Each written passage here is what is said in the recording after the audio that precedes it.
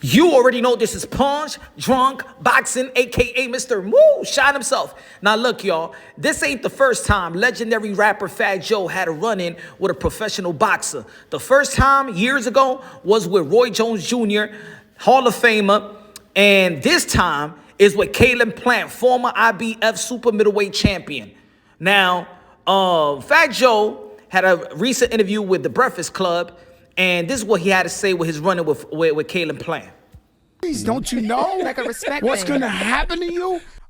He was talking crazy and jumping like almost like he wants to swing. You know what I'm saying? Because I let him know. I said, yo, bro, you will be eliminated if you punch me. You're gone, bro. You're gone. Like, this ain't like, and he stopped. Like, Chacho, bro, take it easy, Fat Joe. Take it easy. But look, that sound like gunplay to me, y'all. Y'all know what that sound like. Now, let me tell you like this. If y'all not familiar with Caleb Plant, yo, he got heart.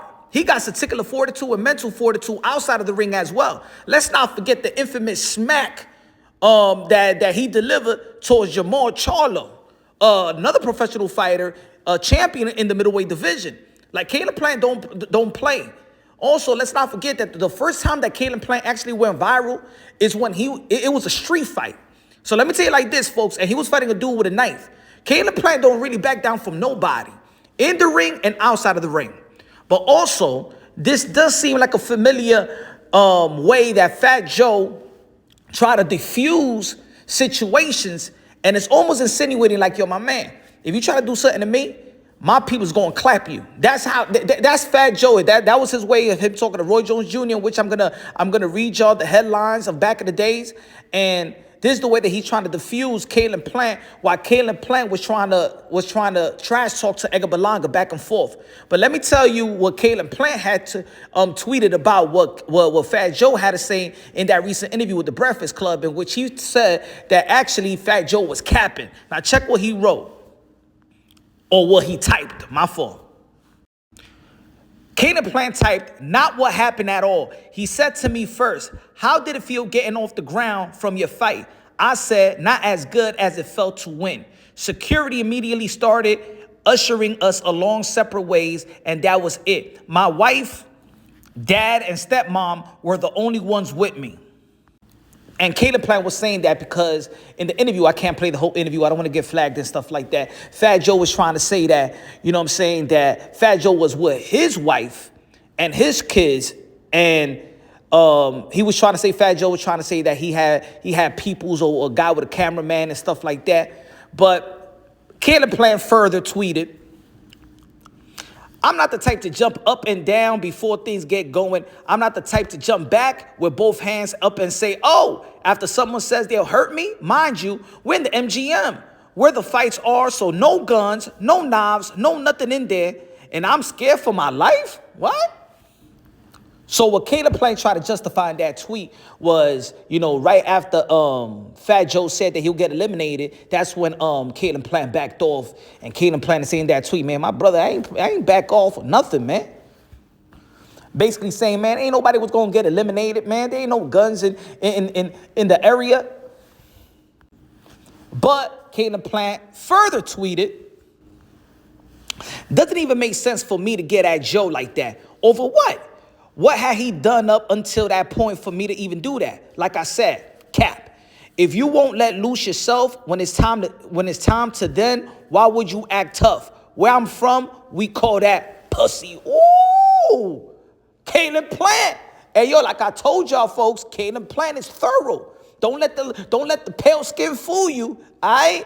You know what I'm saying? Caleb Plant got one of the biggest hearts in the sport of boxing. He don't play, bro. He do not play. He ain't back down from Canelo Alvarez. He didn't back down from David Benavidez when they was about to get it on several years ago before they even fought. And he ain't back down from Jamal Charlo. And he ain't backing down from Edgar Berlanga. This man don't back down from nobody. He be running in the streets dolo, all right?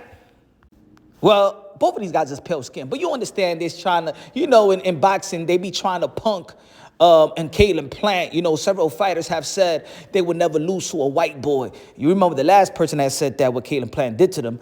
Yeah, man, knocked them out cold, Anthony Durrell.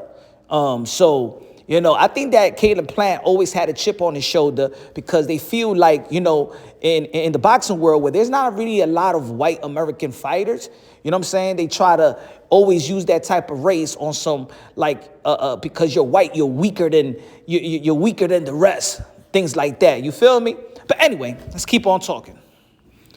Edgar Berlanga then chimed in on the tweet that Caleb Plant was tweeting. And this is what Edgar Berlanga, y'all already know Edgar Berlanga, Boricua, he chills with Fat Joe, Brooklyn, New York, Bushwick in the building, made a good account of himself in the Canelo Alvarez fight, you know what I'm saying? He's parade, you know, man, he took an L, but it doesn't seem like he took an L, you know, he's going out there, he feeling like he won the fight or acting like he won the fight, but hey, it is what it is, it's a learning lesson, but this is what he tweeted to Caleb Plant. Shut the F up, you soft. You was white like a ghost. Ooh. And look, folks, that's how this beef, whatever y'all want to call it, this drama beef, whatever y'all want to call it, this start. Caleb Plant and Edgar Berlanga was trash talking. That's a potential fight in the 168 division. You know, it's boxing. Some people could say, you know what? Maybe Fat Joe was helping Edgar Berlanga pump this fight, promote this fight, marinate the fight, build the fight.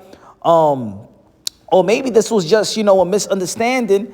And, you know, just like the first run-in that Fat Joe had with Roy Jones Jr., if y'all recall, Fat Joe and Roy Jones Jr. recall how they almost came to blows over lean-back punchlines. Pause. The two friends discussed the beef that nearly ended their friendship. Now, to make it short, this is when Roy Jones Jr. saw Fat Joe in the club, stepped up to Fat Joe, and he wanted to clarify that punchline if it was directly towards him or he was trying to diss Roy Jones Jr., which that was not the case. But when Roy Jones Jr. walked up to him, you know, Roy Jones Jr. also had a hype man with him saying, yo, knock out Fat Joe. Fat Joe was holding Roy Jones Jr.'s hand like, yo, my man, look. Yo, if you do something to me, man, I got 300 motherfuckers with me. If you do something to me, they're going to take you out. And we ain't talking about jumping. They're going to take you out. Click, clap. The same type of energy he had with Caleb Plant. Now, let me tell you like this, man. If you got a problem, altercation, mano y mano, man, you should deal with that mano y mano. Seems like Fat Joe always saying, like, yo, man, you got a problem with me. We gonna take it to ending your life type of stuff.